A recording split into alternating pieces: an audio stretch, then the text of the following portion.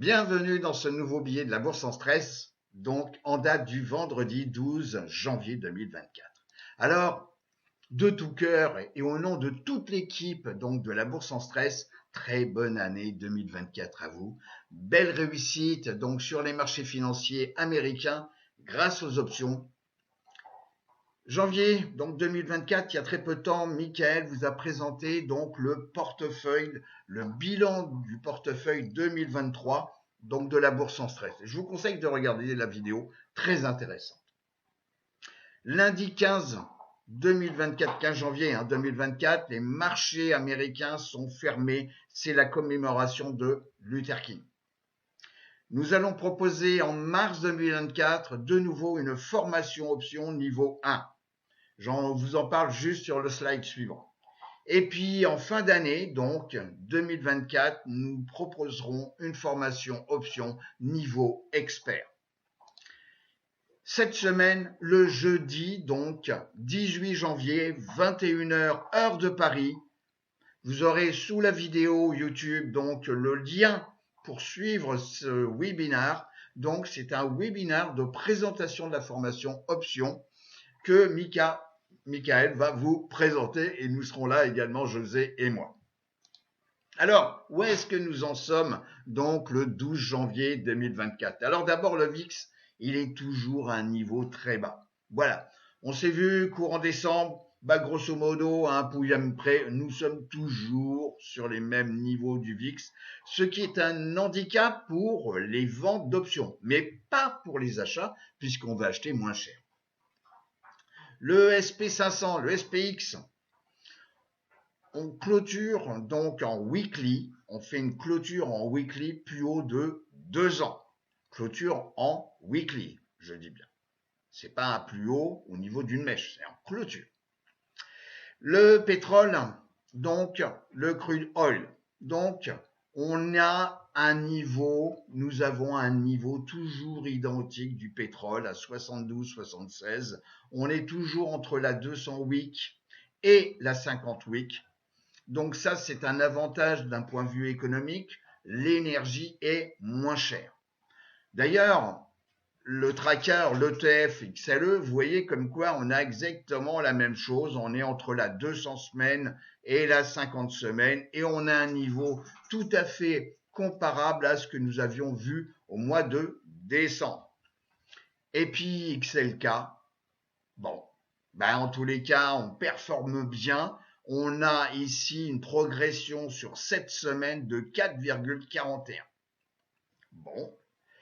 Le dollar index, on est au-dessus du support qui est à 101,08 dollars. Donc c'est le dollar index par rapport à d'autres currencies, donc d'autres monnaies comme le yen, comme l'euro, comme la livre sterling. Et on est toujours sur les mêmes niveaux, donc ça veut dire que le dollar n'est pas trop cher. Donc au niveau industrie et au niveau économique, c'est un avantage pour les États-Unis. Juste un petit clin d'œil sur le BTC, on est toujours à des niveaux importants. Donc après la projection future, je ne m'appelle pas Irma, mais en tous les cas, on a un niveau quand même au-dessus des 42 000 dollars, donc le Bitcoin.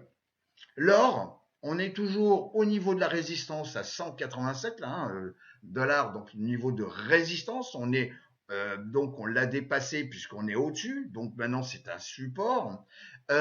Pour l'instant, comme je vous l'ai expliqué, l'or est à suivre. Donc, on est au-dessus de cette zone support-résistance. Maintenant, c'est un support. Bon, à tous les cas, à suivre.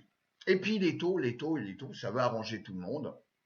Donc, on est sous la moyenne mobile 200 et la moyenne mobile 200 et donc D1 et également au-dessous, de la 50D. Et on a un niveau de 3,95. Alors, chose intéressante, donc au niveau ici, donc du hors logement, c'est le CPI, le Consumer Price, ok. Et donc hors maison, et on voit comme quoi après cette belle progression qu'on a pu avoir en 2022, on retombe sur des niveaux de 1,9%. Donc c'est l'inflation hors logement, et donc c'est le 7e mois consécutif en dessous des 2%. ce qui est un avantage quand même par rapport au taux d'intérêt que la Fed pourrait modifier, et également d'un point de vue économique, toujours pour les États-Unis, hein, bien sûr. Également, donc ici, le prix, donc, c'est l'inflation sur l'alimentation.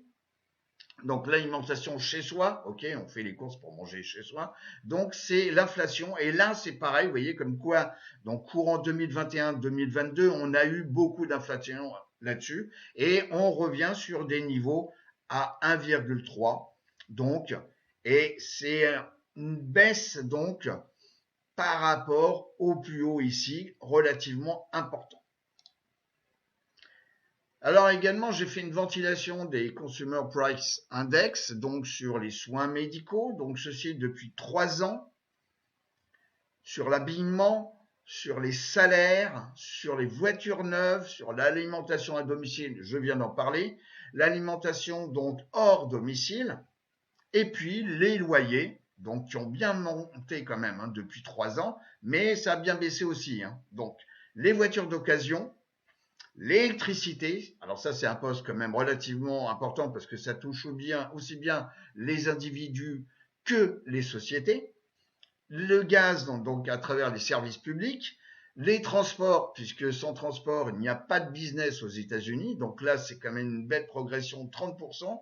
Donc si je fais une moyenne, ça fait plus de 10%, à grosso modo 10% par an. Et puis, prix des réels des maisons, eh ben, sur 3 ans, on a une progression de plus de 36%, ce qui est quand même pas négligeable. Et puis, bah, l'essence, vous voyez, 45%, et le fuel, 53%. J'arrondis. Alors, chose intéressante aussi, donc c'est entre décembre 2022 et 2023, c'est les 7 sociétés qui composent, les plus importantes, hein, qui composent le SP500.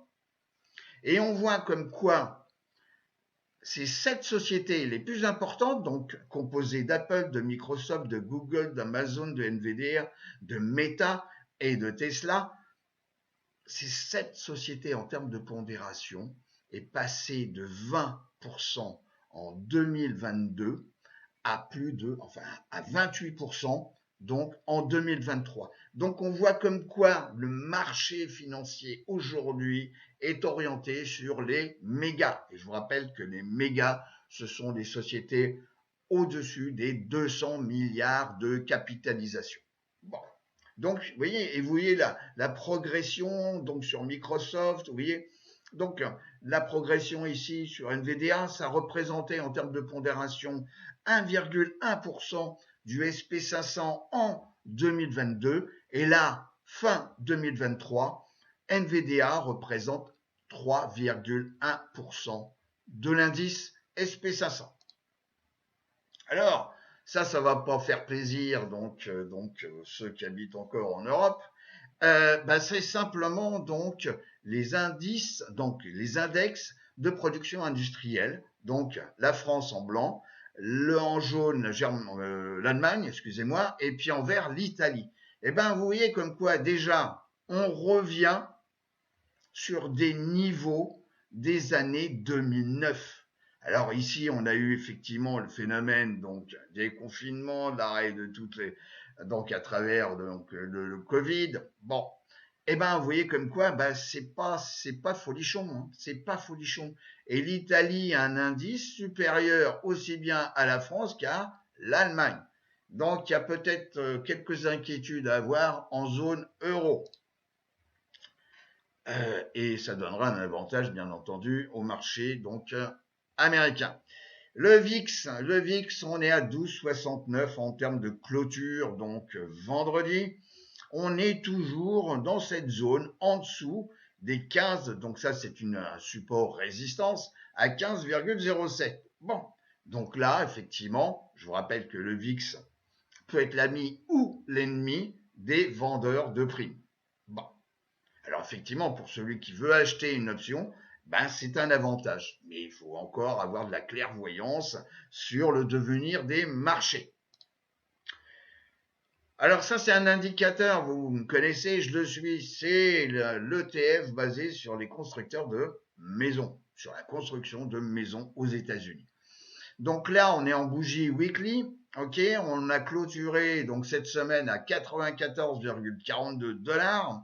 Bon, est-ce que cette bougie donc hebdomadaire engolfe complètement la précédente qui correspond au début de l'année donc 2024? Bon, en tous les cas, quoi qu'il en soit, on est au-dessus ici donc de la 10 semaines. Ici, on a la 50 semaines et là, la 200.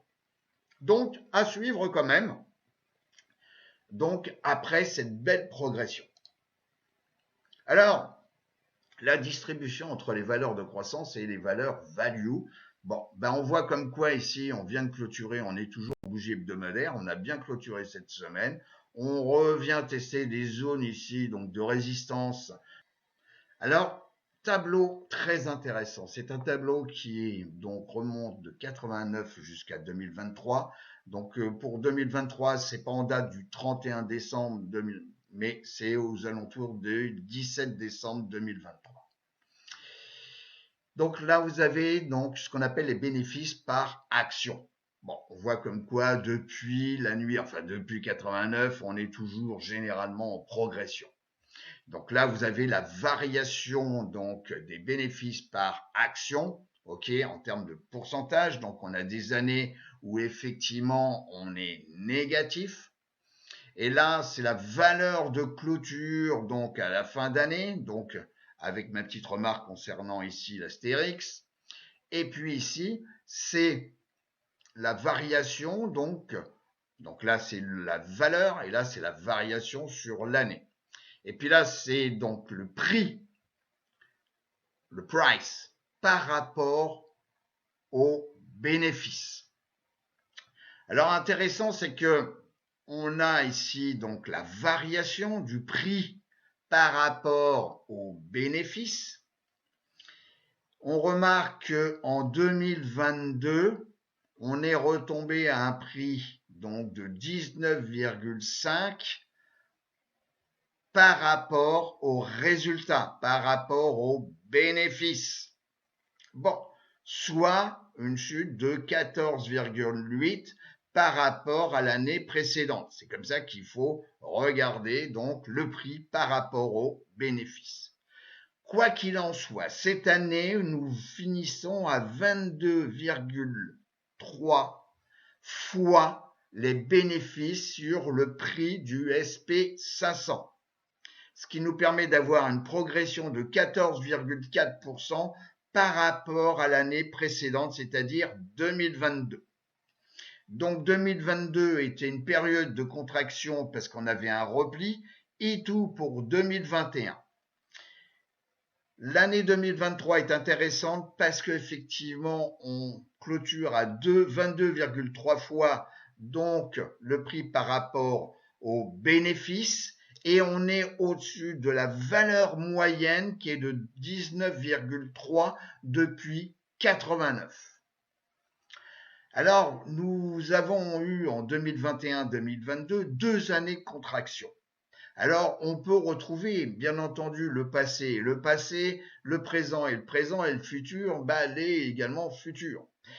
Est-ce que nous allons avoir de nouveau des périodes d'expansion sur le prix par rapport aux bénéfices? C'est les prochains mois qui vont me le dire. Mais on voit comme quoi, effectivement, les périodes de contraction durent depuis 89, bien sûr, pas forcément plus de 3 ans. Concernant le SP500 en bougie mensuelle, donc avec les bandes de Bollinger, ma moyenne mobile 17 mois qui me définit, donc bien entendu c'est mon outil à moi en termes donc de repli, donc où on est au-dessus ou en dessous de cette moyenne mobile, ce qui peut générer effectivement des phases de retracement comme on a pu voir par exemple en 2022, par exemple, oui. Donc, alors, on vient de titiller au mois de décembre donc la bande supérieure de Bollinger. Est-ce que ça peut générer un risque? Je ne sais pas, mais en tous les cas, on peut retrouver à peu près des choses déjà vécues où on peut avoir un élargissement des bandes de Bollinger Et puis, vous voyez, comme quoi, alors je dis pas comme quoi on va pas avoir du retracement, mais en tous les cas, on peut avoir de nouveau une période propice sur les marchés financiers, et je dis bien marchés financiers américains. Une autre vision, alors là, on enlève encore plus de bruit. Nous sommes en bougie de 12 mois sur le SP500. Donc, l'année ici, donc 2022, a été négative, mais par contre, l'année 23 engolfe complètement ici cette bougie rouge. Alors, est-ce que c'est un indicateur positif? Eh ben, en tous les cas, il faut utiliser les probabilités. Je dirais comme quoi c'est peut-être de bon augure.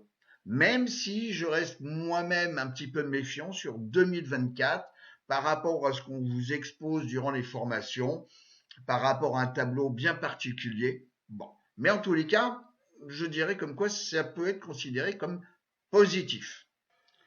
Ce graphique donc qui remonte à 2000, l'an 2000, donc reprend les quatre indices, donc le Russell 2000 ici donc en violet, le QQQ qui est donc l'ETF adossé au Nasdaq 100, le Dow Jones Industrial DIA et puis le SPY, le SP500. Alors bien entendu, on n'est pas là pour faire de la boule de cristal, mais ce graphique de long terme nous montre juste une chose, c'est que quand on a déjà épuisé les possibilités des marchés, que ce soit donc les méga, les larges, même les middle, donc on revient toujours sur les small et middle cap. Et donc on a une valorisation du Russell 2000 par rapport donc aux trois autres indices. Bon. Et quand on arrive donc au bout d'un certain temps, je dirais peut-être à un extrême, on voit que le Russell 2000 commence donc à flancher, comme ici avec la crise donc du Covid, et également ici donc à la fin de 2021 où on a quand même une différence entre les trois indices et le Russell 2000. Donc cette vision très moyen terme, long terme, plus de 20 ans, donc vous donne une belle image du marché. Et généralement, quand on a donc des extrêmes, on a des phases de retracement. Concernant aujourd'hui, on voit que cet extrême n'est pas là. C'est-à-dire que le Russell 2000 s'endort un peu. C'est-à-dire si on regarde là, par exemple, donc de juillet 2023, on est en 6 mois jusqu'à janvier 2024. Vous voyez, comme quoi le Russell 2000, c'est pas lui, donc sur 6 mois, vous voyez, il a juste 1,55 de performance par rapport aux trois autres qui sont mieux. C'est-à-dire, vous voyez, par exemple, le Dow Jones Industriel, on a 10,5. Bon. Donc là, si je reviens là, donc déjà, est-ce qu'on doit avoir peur, vous voyez? Bon, on n'est pas à l'abri d'un signe noir, c'est-à-dire une information non prévue dans l'histoire, et puis voilà que. Cependant, gardez toujours en mémoire, vous voyez comme quoi ici nous étions en 2019. Bon, on était un petit peu écarté, et puis juste après, et puis voilà. Bon, au niveau des secteurs, la roue sectorielle. Alors là, nous sommes toujours sur 6 mois. Alors là, il y a une petite bagarre, parce que effectivement, les XLC, donc les services de télécom, enfin de communication plus exactement, ici, on a 11,02. Et puis, si vous regardez en rouge ici, donc il y a confusion de l'un pas avec l'autre, on a 10,06. Donc, on va dire comme quoi ils sont pratiquement ex aequo, bon, à 1% près, donc sur 6 mois. Donc, le premier, les services de communication. Le deuxième, donc ici, en rouge, donc XLK. Ici, je vais le mettre là, voilà, XLK. Donc, avec une progression ici de 10%. Bon. Ici, le troisième, c'est les financières, XLV. Et le quatrième ici, c'est la santé. Bon. Alors, le seul qui est vraiment négatif, c'est les utilities XLU. Et puis ici, un tout petit peu positif, là, donc les staples et puis l'énergie. Retour sur les secteurs et sous-secteurs que je suis, ici donc organisés par ordre décroissant sur 6 mois. Ben, oui, le premier sous-secteur, donc c'est XHB sur 6 mois, c'est l'ETF adossé sur les constructions de maisons, suivi par les semi-conducteurs avec un résultat de 10,23%. Ok. La financière, ben on retrouve un petit peu ce qu'on a vu graphiquement. Hein. Ok, XLK, la technologie, la santé, ça c'est donc l'indice de référence, c'est le SP500 qui sur 6 mois fait une progression donc de 6,10%. Ici, XRT, c'est donc le retail, les industriels, l'énergie. Je vous rappelle que aux États-Unis, pas de business sans transport. Donc, sur 6 mois, vous voyez, on n'a qu'une progression de 1,15 avec IYT. Ici, c'est le real estate. Donc, on est, vous voyez, hein, que ce soit le transport ou le real estate, sur 6 mois, on est à peu près sur les mêmes valeurs. Donc ici, j'ai fait un petit screening simple, mais sur tout ce que, bon, ça c'est un truc qu'on voit, c'est ce qu'on appelle l'IV rank et puis l'IV percentile. À noter qu'il y a des sociétés où on a une volatilité un peu pas forcément très importante, où effectivement on est en dessous de la barre des 30. Alors je dis pas comme quoi il faut investir, je dis pas comme quoi il faut vendre des poutres ou bien acheter les calls, mais cependant, il y a ici donc NVDA. On va voir donc le graphique NVDA. Donc on va, voilà, NVDA. Donc là on est en bougie donc journalière. Si on se met ici sur une tendance plus importante sur un mois, donc vous voyez comme quoi déjà, bon, il faut juste faire un petit attention là, au niveau de mon indicateur, on est en dessous de là, et pourtant on a des plus hauts. Cependant, la tendance de fond, le fait d'être venu courant en 2022, revenir tester la 50 mois ici, bon, et avec un beau remous. Alors NVDA fait partie quand même des sociétés des semi-conducteurs qui sont quand même, je dirais, leaders. Alors il y en a d'autres, mais NVDA est vraiment leader et puis en plus il y a une petite connotation avec donc tout ce qui est crypto-monnaie et également donc tout ce qui est blockchain. En weekly, vous voyez comme quoi là on a une belle bougie. Bon, et on a cassé ici une zone de résistance. On a pas mal ici de volume, donc je dirais il y a peut-être des coups à jouer. Un autre exemple avec BAC. Actuellement, donc, à la clôture, la volatilité donc implicite est d'un 22,38. Je vous rappelle que le VIX est très faible.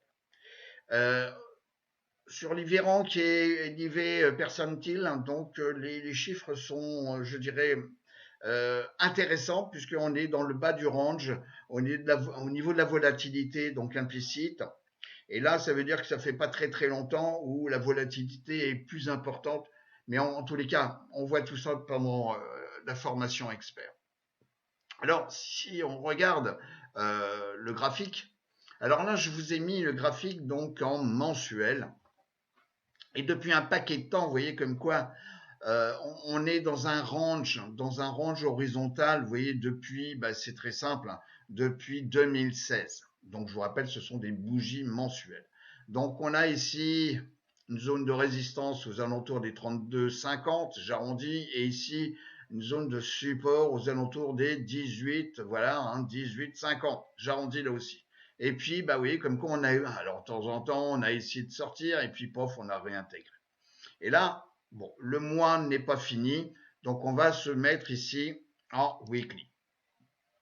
Donc en weekly, vous voyez comme quoi cette semaine, donc on a clôturé donc sous la moyenne mobile ici, donc 200 semaines. On vient combler ici un gap haussier, on l'a comblé, donc on est en bougie daily.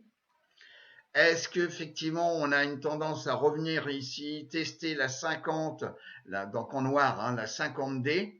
Bon, la 200D, on a peut-être ici une inversion.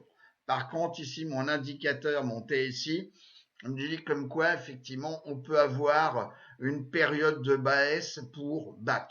Après avoir ici testé donc un plus haut, vous voyez, depuis belle lurette, hein, depuis plus mars, ouais, pas tout à fait un an. Les probabilités font comme quoi le VIX est faible, que la volatilité implicite est faible.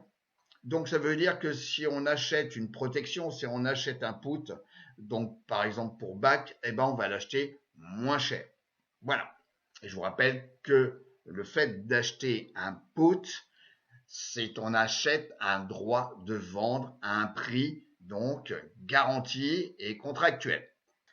Je vous propose de regarder ce que nous avait fait donc il n'y a pas si longtemps d'ailleurs Michael sur la définition du VIX qu'on appelle l'indice de la peur et qui est important sur des marchés comme aujourd'hui où il faut bien gérer donc sur money management et le VIX peut être votre pire ennemi pour quand vous vendez par exemple des puts et que le marché se retourne contre vous.